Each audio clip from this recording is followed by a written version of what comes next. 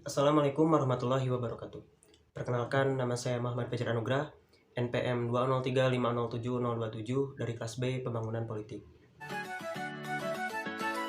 Infrastruktur dan konektivitas maritim menjadi cita-cita yang diharapkan pemerintahan Jokowi bisa menjadi masa depan Indonesia.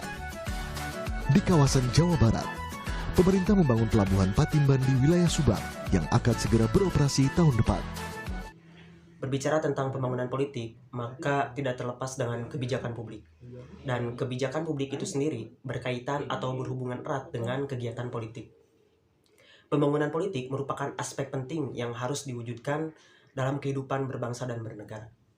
Pembangunan politik di masa pemerintahan Joko Widodo dinilai menghasilkan perubahan yang sangat positif, terutama pembangunan dalam hal infrastruktur.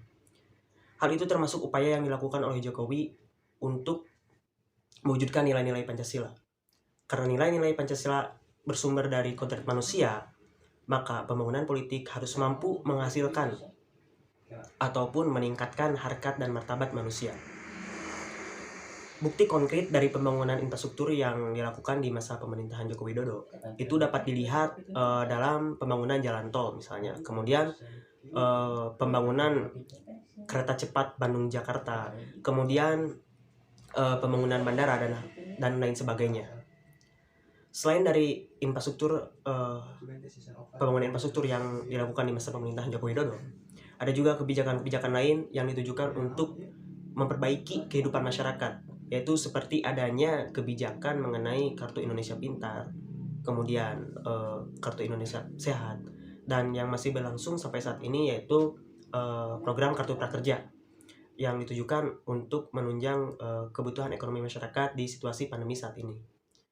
Kinerja bagus yang dimiliki oleh Jokowi terutama di masa periode pertama yaitu seperti dalam hal penguatan sumber daya manusia, kemudian dalam infrastruktur tentunya, dan dalam reformasi birokrasi yang sejauh ini dinilai cukup efisien dan berjalan dengan baik.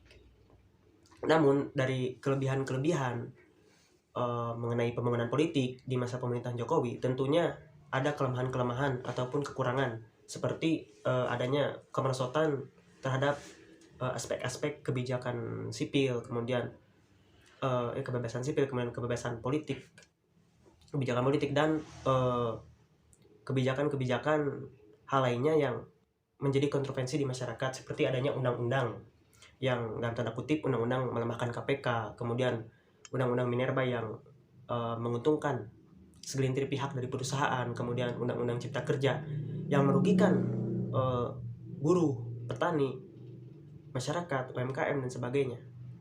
Kemudian yang tidak kalah penting yaitu mengenai demokrasi, yang mana pada tahun 2019 terjadi pemilihan presiden yang mana dalam demokrasi tersebut, dalam kontestasi politik tersebut menimbulkan adanya perpecahan antara dua kubu seperti itu. Kemudian yang tidak kalah penting dan menjadi catatan sejarah, menjadi catatan politik, yaitu meninggalnya 700 orang petugas pemilu pada saat pemilihan presiden di tahun 2019. Kebijakan-kebijakan politik di masa pemerintahan Jokowi ini dinilai banyak sekali kekurangan-kekurangan karena adanya ketidakpercayaan dari masyarakat umum. Pembangunan politik terutama dalam hal demokrasi ini di masa pemerintahan Jokowi ini tentunya memiliki kemunduran.